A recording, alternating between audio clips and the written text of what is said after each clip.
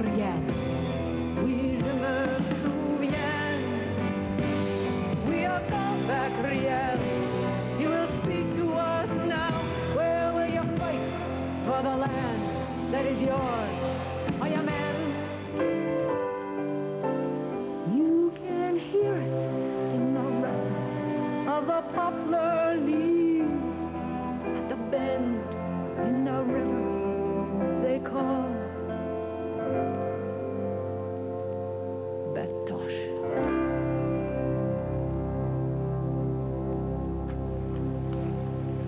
It's something to remember what our people fought for in the province of Saskatchewan, which they had to fight for and they never got nothing out of it. And this is a memorial place to go and visit once a year to remember our heroes. Ladies and gentlemen, I think this mass grave has quite a significance for us. These people who lay here didn't have to have given up their lives. They could have said, this road is too rough, I can't walk it. This mountain is too high, I can't climb it. I will save my own life. Louis Riel could have escaped. He was not captured, he surrendered. And when they brought him to court, his lawyers and his advisors told him, they said, Louis, tell them you're insane. That way at least you can live on. You won't have to hang. Louis said no. He said, if I'm insane, he said, hang me. And if I'm sane, hang me anyway. But you have not dealt with the rights of my people. Hang me anyway. But I have not compromised the rights of my people. When I'm up on the grounds and walking around the site, I feel quite sad, you know, because that's always been considered a surrender. You know, Riel surrendered there. And I've never saw that as a surrender. I've always thought of that as more a, I don't know if dishonorable truce or whatever you want to call it. We had no choice. Huh? Batoche is a symbol of the struggle of the Métis people. That land there belongs to Métis. And the land is paramount. There isn't a revolution that's fought, I don't think, in the world that's not fought over land. For the Métis, the revolution was really a resistance, and it was a fight over land. As descendants of French and Scottish settlers who had married Indian women, the Métis were treated as outcasts by both their white and Indian neighbors. Along the South Saskatchewan River, the Métis found a land to call their own, a land they could farm, where the hunting was good, a land where they settled their own communities. But the federal government wanted to establish its authority in the Northwest.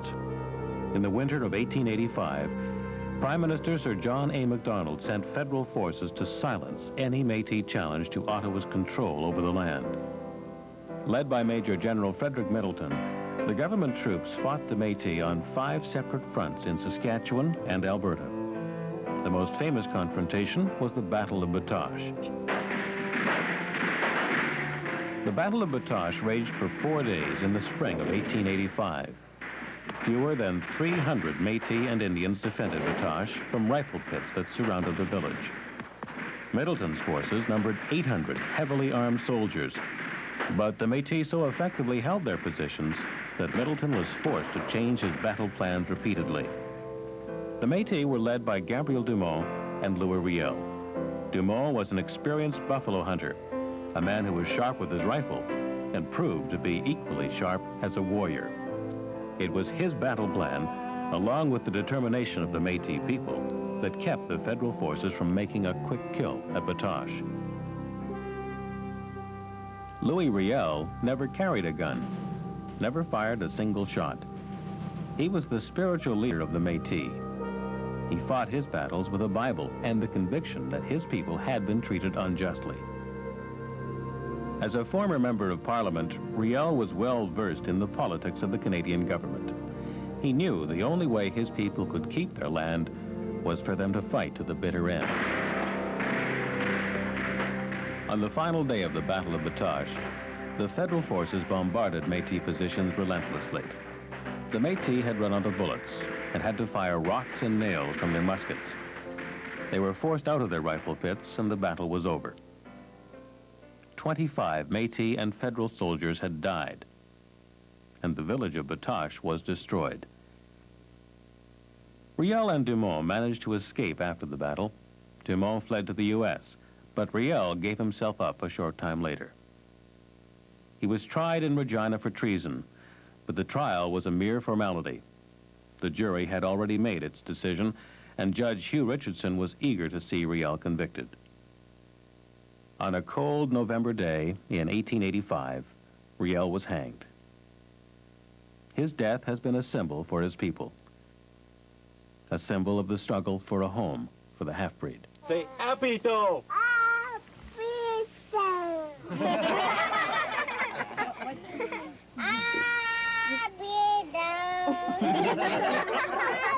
It's the Cree word for the Métis half-breed.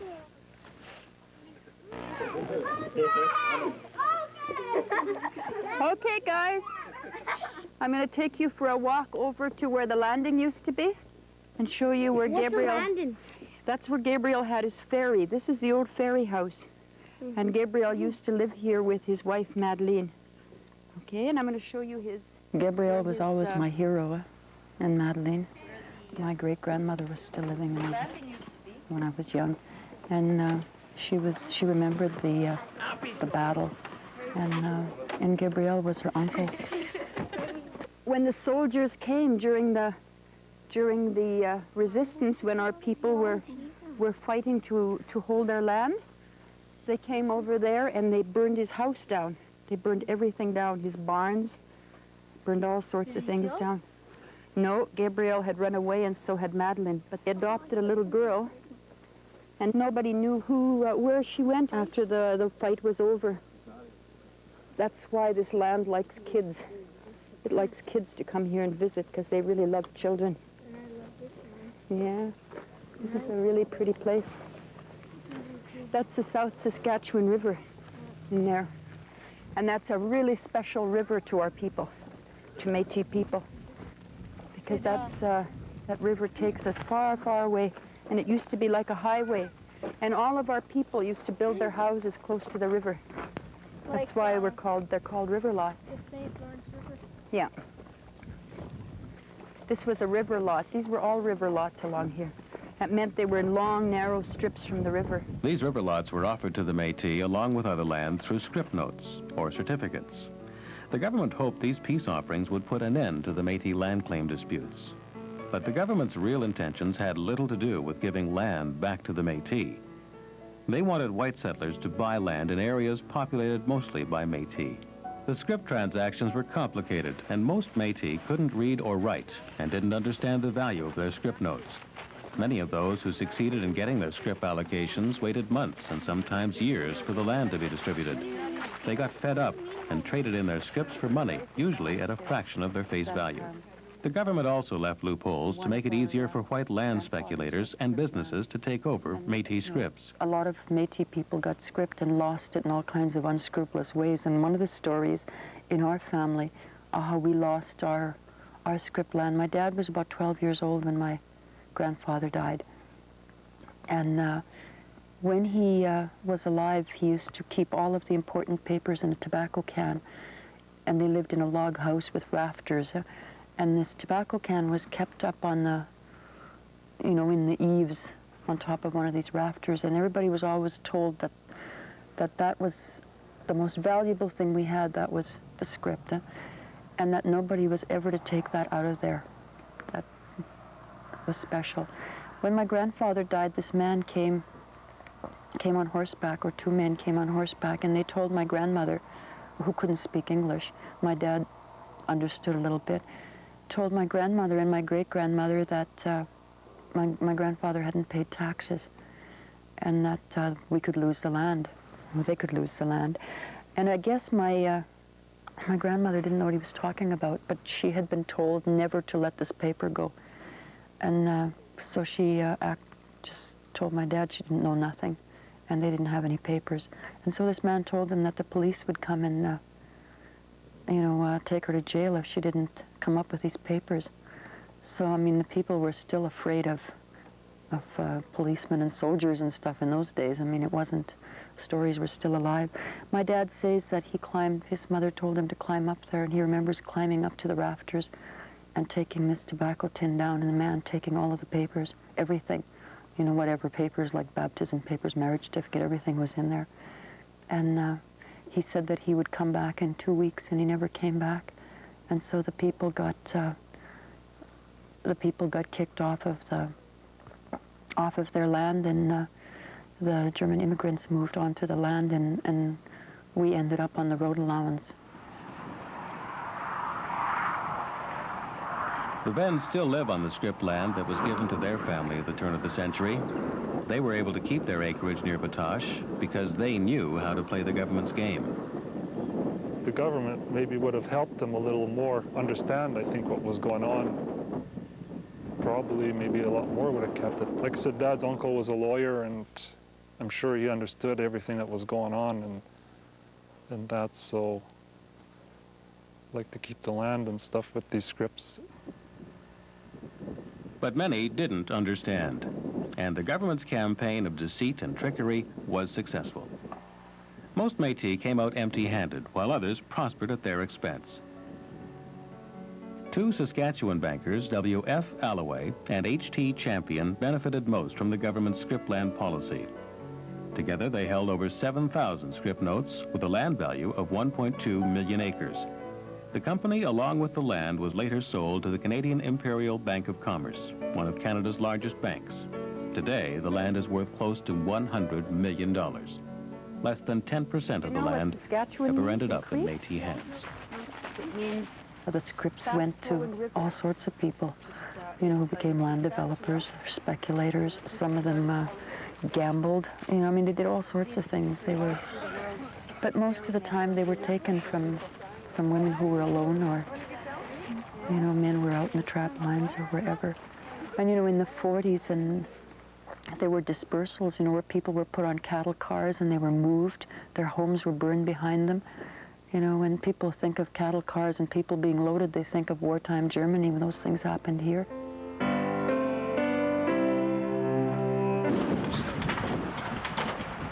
Bye, dear. Bye. Have a good trip. Yeah, same as you. Take care of yourself. Joe Amiot has been making the trip back to Batoche since 1968, a yearly trek to a land that is today a symbol for the Métis across the country. A symbol of what a people fought and died for. A symbol of a struggle against oppression and injustice. Amiot and others like him go to remember the Riel Rebellion. The fighting may have ended over 100 years ago, but the struggle remains. Today, the Métis are still trying to succeed where Riel failed, not with rifles and bullets, but with politics and leadership. Joe Amiot helped organize the Métis in Saskatchewan. At a time when the situation was most desperate for his people, he brought them together. It was very, very bad. The most of these people that I know where I came from, they were all living in road lounges. Wherever they can squat, that's where they were. And I went through all that in my young days. I started into society because I figured my people are needed. I wanted to lead them to better living, better working condition, and better education. As this 1969 news report shows, the Métis situation was desperate, and to get help from the government, they needed strong leadership. There was some malnutrition and the familiar, if depressing, facts of Indian health. In one small community, children and some adults often share their winter watering holes with dogs and horses, causing cases of pneumonia and intestinal disease. Strong leadership came from Howard Adams. He represented a new direction. Educated at Berkeley, he was the first Métis with a PhD. By representing Métis, Indians, and half-breeds, the Métis Society became an important political force. we have heard all too frequently. In 1967, Howard Adams drew national attention to the poverty suffered by Canada's native people. If there is such a problem, it is equally a white problem. But more precisely, I would say it is a Canadian problem. So that the focus of the conference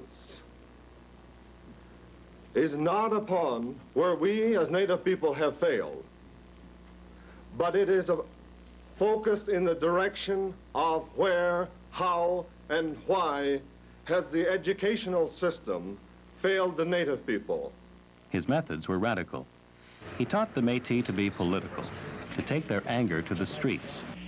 But for Jim Sinclair, he didn't go far enough. As Adams' right-hand man, Sinclair had developed a similar style, but he was even more radical and outspoken. It didn't matter that he was a non-status Indian. He was militant and popular and the natural successor. If I'm not back at these meetings, I will be back on the street level helping people to organize and put some pressure on the governments where it belongs, and there'll be more radical leaders at this meeting than I am. Unlike Adams, Sinclair never made it past the 8th grade. A reformed alcoholic living on a road allowance, he understood the suffering of Canadian Aboriginal poverty. I started to think at the same time when I sobered up that there were so many people like me and facing so many problems that we started to organize little pockets of people in those days to fight the system, even if it was welfare housing or police brutality or anything the system was trying to impose upon us. Jim Sinclair wanted non-status members to have equal recognition within the organization. In 1975, he changed the name of the Métis Society to AMSIS, the Association of Métis and Non-Status Indians of Saskatchewan. As president of AMSIS, Sinclair's greatest contribution was getting the Métis recognized as a distinct people in the Canadian Constitution. It must be a little different than a municipality because we should and must control those resources, because the money from that resources will help build our institutions. That money from those resources will help us look after ourselves and invest in economic opportunities. So that's what self-government means to me. I'm not trying to scare anybody here. I'm just saying we've been out of the Confederation since it began. We want in. I think Canada requires action and leadership from us now. Years later, Sinclair once again sat across from the country's leaders, this time to negotiate an agreement on what mattered most to the Métis, land claims and self-determination. On Aboriginal people in Saskatchewan. But the talks failed, and bitterness grew. That you would say to us that the people of Saskatchewan are against you making a deal. I have here town councils, including the city of Regina and the city of Moose Jaw, your largest city in the province, supporting our right to self-government, our right to land. And people from the north, and the churches, and the unions. And I think it's unfair to you to accuse all of Saskatchewan of racism when you're advancing it at this table. Sinclair's anger was directed at all the leaders, including BC Premier Bill Vander Zalm, who came to Canada from Holland after World War II. And it's a shame when you can come here and in a few years become the premier of one of the largest provinces in Canada, and that you will not recognize the rights of our people here in this country. Métis people watched in bitter disappointment as the talks ended. The seeds of discontent had been growing within AMSIS. Many Métis felt they'd never reach an agreement for land claims and self-government with Jim Sinclair and other non-status Indians in their association. I don't recognize non-status Indians, I recognize status Indians, and when I got to deal with Jim Sinclair and his non-status Indians, I go to Saul Sanderson, the true representative of the Indian nation. Hi. Good afternoon. The Métis wanted to split from AMSIS. A referendum that would decide the future of the organization was ordered by the courts. The result was a close one. 52% voted in favor of a Métis-only organization. Cliff LaRocque was the figurehead in the struggle to oust Sinclair. As interim leader of the new Métis Society, he believed the Métis had to fight for themselves. I think we won as a people in general, as Métis people, becoming our own organization once again and having our own people leading us, and one day, hopefully before too long, becoming a nation within this country. But for Sinclair, the Métis did not win. The referendum left them divided as never before.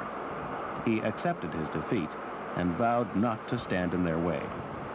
I'm like anybody else. I'll go in the corner and lick my wounds for a while, and then I'll come back out and I'll begin again, I suppose, because I still think there are people in Canada who have to struggle for rights.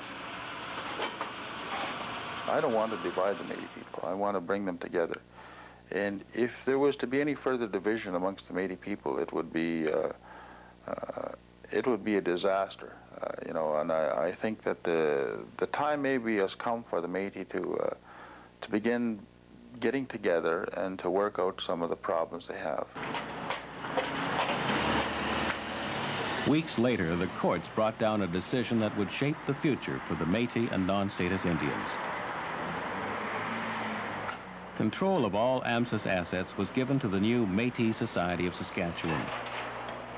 Included were the programs and institutions that served both Métis and non-status people. For the Métis who fought for the split, the court's decision meant a total victory. What does today's decision mean to you, Clifford? Well, again, fulfilling Louis Riel's dream. And again, we can say truthfully, as a Métis people, we can become a Métis nation.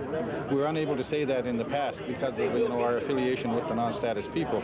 But for non-status Indians, the court's ruling meant they were now on their own. This court today says we don't exist. Still not recognized as one of Canada's Aboriginal people, and with no official representation, their struggle became more difficult than ever. And I think today for Jim Sinclair, it simply meant that it was time to fight once again.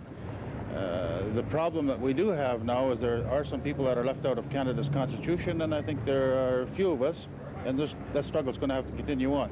And we're going to be a thorn in the side of governments. We're just going to raise issues and continue to raise issues in the two governments and get them to deal with those issues. For some Métis, the split was a mistake, accomplishing nothing more than the separation of two groups of people who had fought many battles side by side. The Lebret farm west of Regina is an example of non-status Indians and Métis working together. It is the first segment of land given to them by the Saskatchewan government as part of land claim settlements. Dominique Lafontaine remembers the long struggle to get the land. It was a struggle undertaken by both Métis and non-status Indians. I voted for a non-split Métis and non-status to remain together, as did about 85 to 90% of the membership in our area. And the reason for that is we realize there is some separate agendas for Métis and non-status, but now is not, I don't feel now is the time or the place to have a split, as the non-status at this time have no representation. They fought with the Métis people all the way through. I didn't feel it was fair to just oust them out of an organization of which they've been a part of for a good number of years. But for many Métis, the only way to get results on all their land claims and their fight for self-determination was to go it alone. We couldn't do it with the inclusion of other Métis people in the organization. So that's all we're looking for, is to be able to say that we are a Métis nation, and when we say that, can say it as being the truth. We don't have to cover for anybody or say, well, we have a few Indians or non-status Indians or maybe even non-native people. What I'm saying is, no, we can say it and feel good about saying it. We've never won. We've been a people, we've run. And I think the time has come. I'm not a believer in running for the rest of my life. I'm saying there comes a time in a person's life where they got to stand up and be counted, and start believing in what they stand for. And I think the time has come for Métis people. Is we've been pushed around. A lot of things happened to us. We've never won anything. We've always been a people to run from the province of Manitoba to Batoche, to, initially I guess Fish Creek, Batoche, you can go on and on. We run. And it's like anything else. After a while you get tired of running. And I'm saying we've won some things now, which I guess has been a long time coming.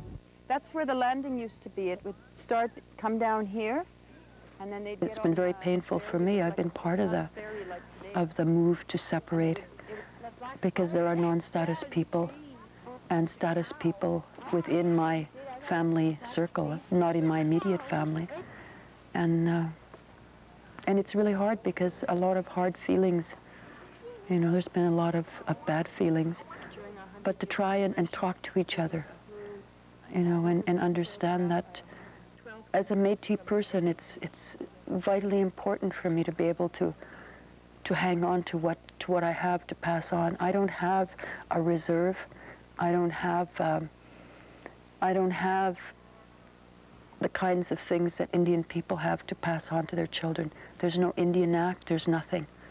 You know, all I have is a feeling of a sense of who I am, a sense of history, a sense of that my people resisted, that this was their land too. You know, that's all I have. And we need, as Métis people, we need to be able to try to preserve that so that we can pass that on.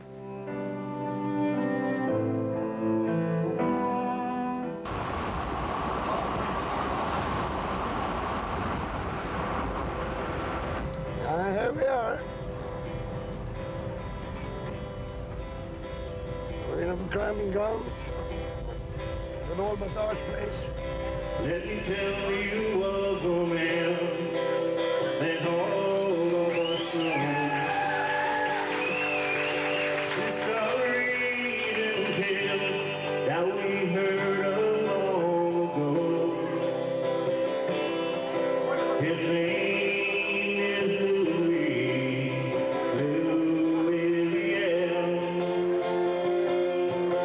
It's a story of the Métis and how they fought and fell. See, it's kind of hard to, you know, really explain the importance of Batoche. It's in you. It's part of you. And ever since we started coming, we haven't missed a year. And, you know, no matter who you see or how many's here, there's still that feeling of togetherness. What does Batoche mean to you? All of you.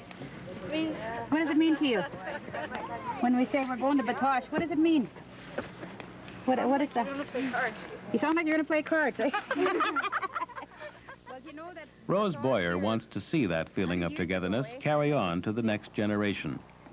Here's a spoon here. Is there another spoon somewhere for David? What'd you do with that other spoon? At Batoche, she teaches the Indian tradition of baking bannock. Now, I'm going to give you some water, and I don't want you to mix that really fast. I want you to mix it slowly. Because like, I can't stress the importance of us to instill that culture in our little ones, in our young children.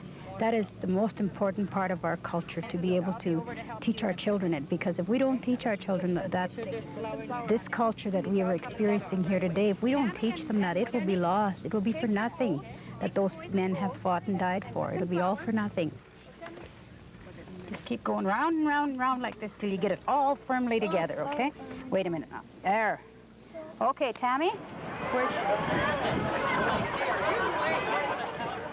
The main strip at Batoche. It's the best place to get a bite to eat and share a little conversation. Yeah, that's just the time we started playing. I don't think there was nothing going on in there before we came. We just happened to get there right on time.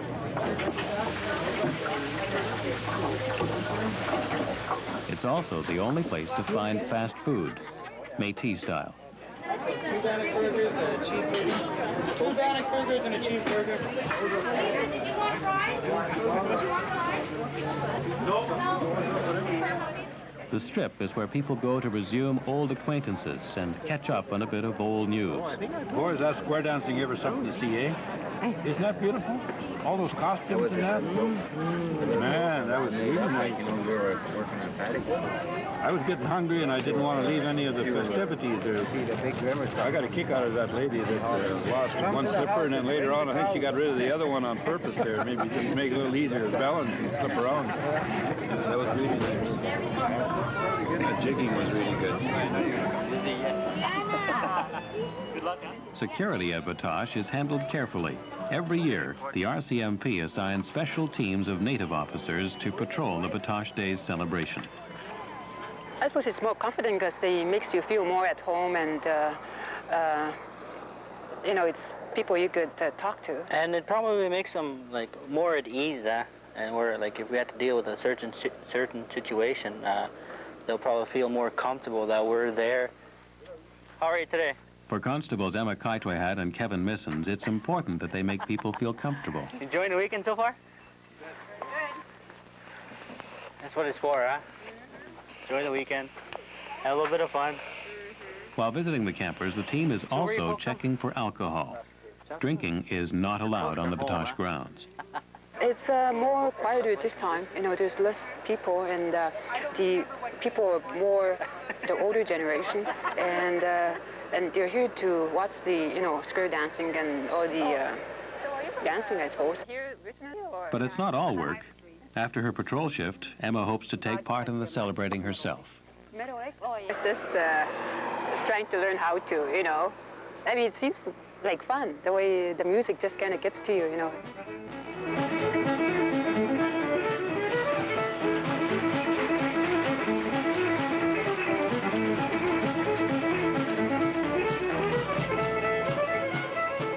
The European heritage is also a vibrant part of the Métis spirit. It lives in the rhythms of the French fiddle and the kick of the Scottish jig.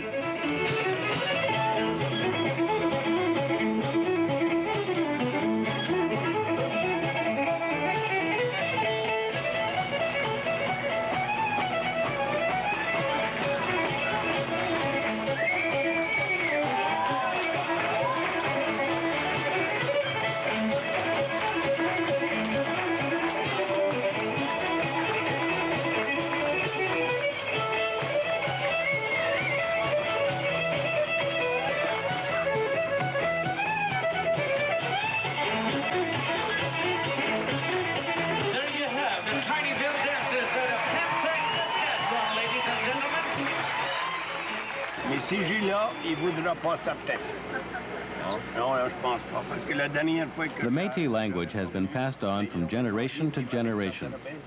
It is basically an old patois, or a commoner's French. But through the years, the vocabulary has inherited words and expressions from local Indian languages and from English. Oh, elle veut de right? It's a dialect as unique and colorful as the Métis themselves. In the past, the fields of Batoche were covered with tents and teepees. Thousands would come to spend the weekend. Good hit, Tom. Good hit, buddy. You're in the hole. Come on, Tommy. Come on. Hold up. All right. The softball tournament was always one of the most popular events. Cheering spectators packed the stands. But this year is different. No more than 500 people came back to Batoche. Many decided to stay home. A silent protest of the political split that has divided their organization. For those who did make the trip, it's just not the same. The split has taken place, so we're going to have to live with that. There is a feeling amongst all the people right on the ground. You can feel it, you can see it. No, they don't even have, you don't even have to talk to anybody. You can see it. There's a feeling, you know, did we do right? Is it the right thing to do?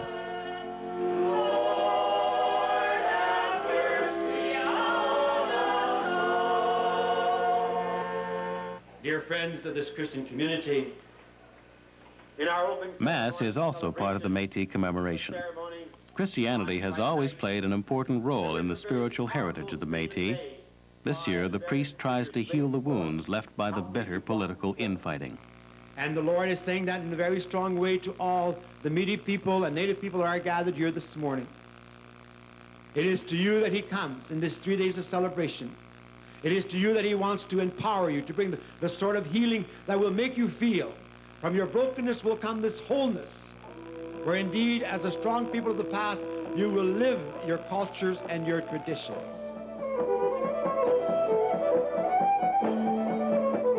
At Batoche, when the sun goes down, the music starts up again. Time to have fun. Fun in a style that is uniquely Métis.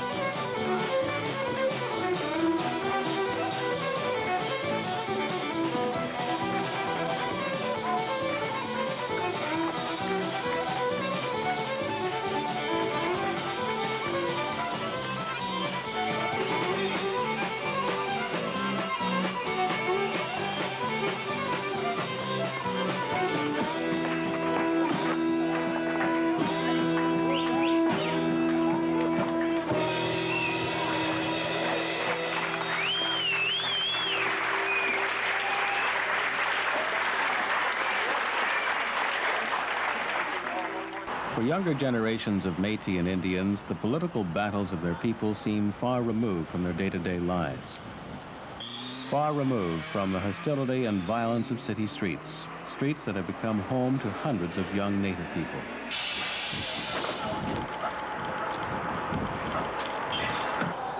Bonnie is 17 and Native. After dropping out of high school 2 years ago, she came to Regina to live with a friend in one of the city's toughest neighborhoods. Like many young natives, she came hoping to find work. What she found was the lure of the streets.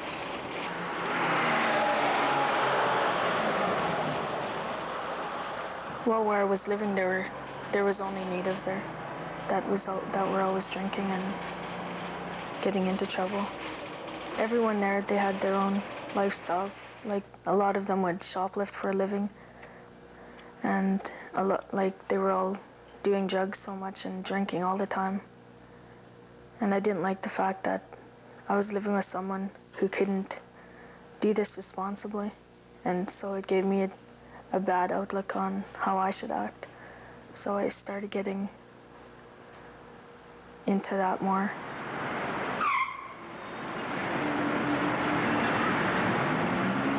Bonnie is from a broken home. Her mother is an alcoholic and was unable to take care of her children. Bonnie was sent to foster homes. Between the age of 5 and 7, she lived with 5 different foster families. Bonnie's story is not unusual. Native kids across the country face similar situations of broken homes and alcohol abuse. 90% of Native kids drop out of high school before reaching grade 12. Natives also have the highest rate of teenage suicide and alcoholism in Canada. Do you want some donuts? Lisa used to be a street kid. Her father had a serious drinking problem and was constantly in and out of jail. On numerous occasions, he raped Lisa. It eventually drove her to the streets. I went berserk one day and my mom had to take me to the hospital. We went to the police and that's how it started. He went to jail and he got out. And he came back and he did the same thing. And I was old enough to know it was wrong. At the time, we were really poor. We didn't have anything. Times we didn't have anything to eat. And maybe that's why kids start stealing at a young age. At times, I stole too. I had a hard time in school. I was mixed up with the wrong guy. I was always taking off and just always getting in trouble. I really didn't have any place to live. That was some of my problem. I stayed wherever I could.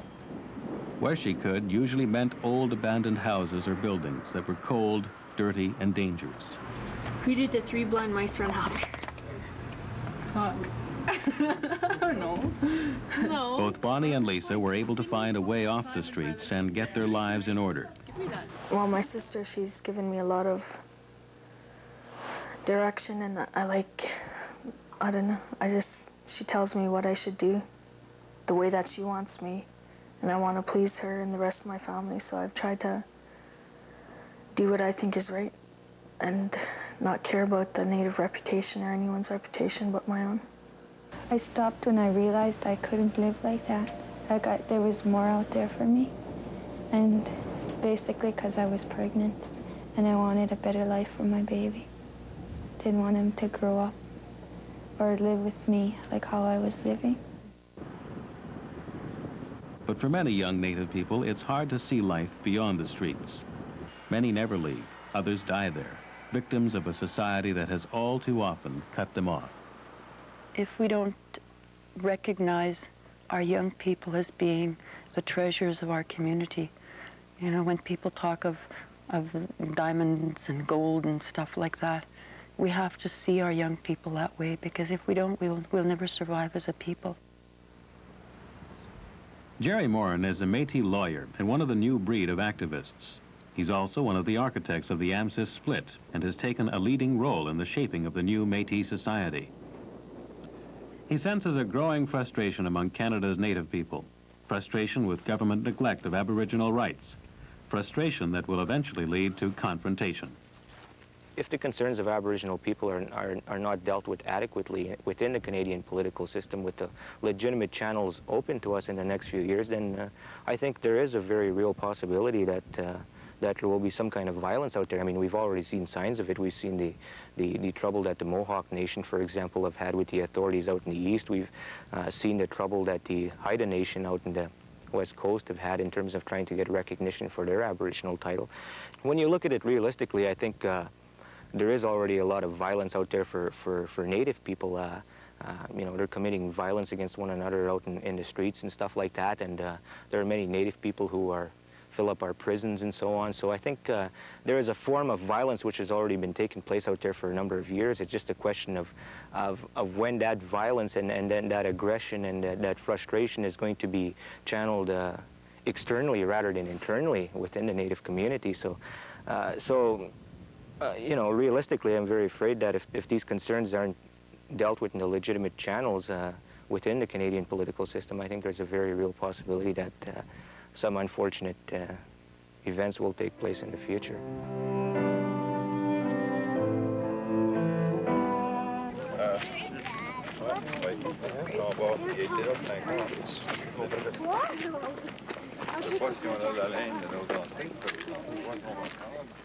The procession to the graveyard is the most important event at Batoche.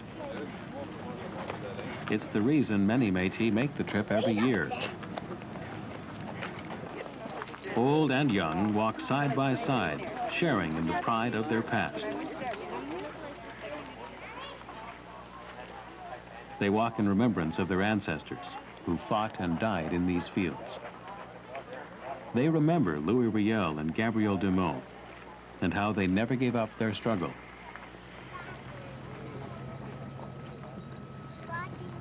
Most of all, they remember that their struggle for land has not yet ended.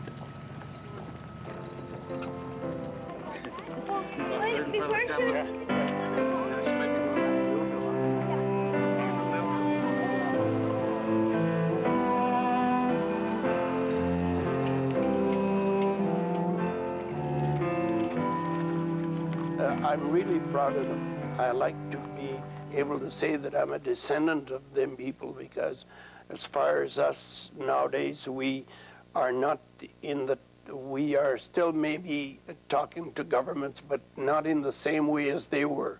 I think they were brave men.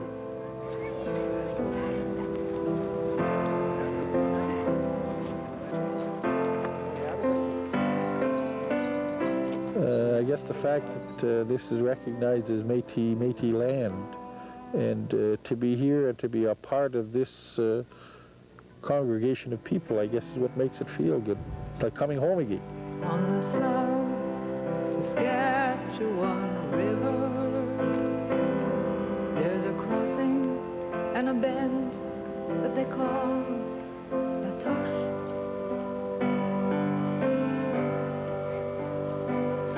And on the banks of that river,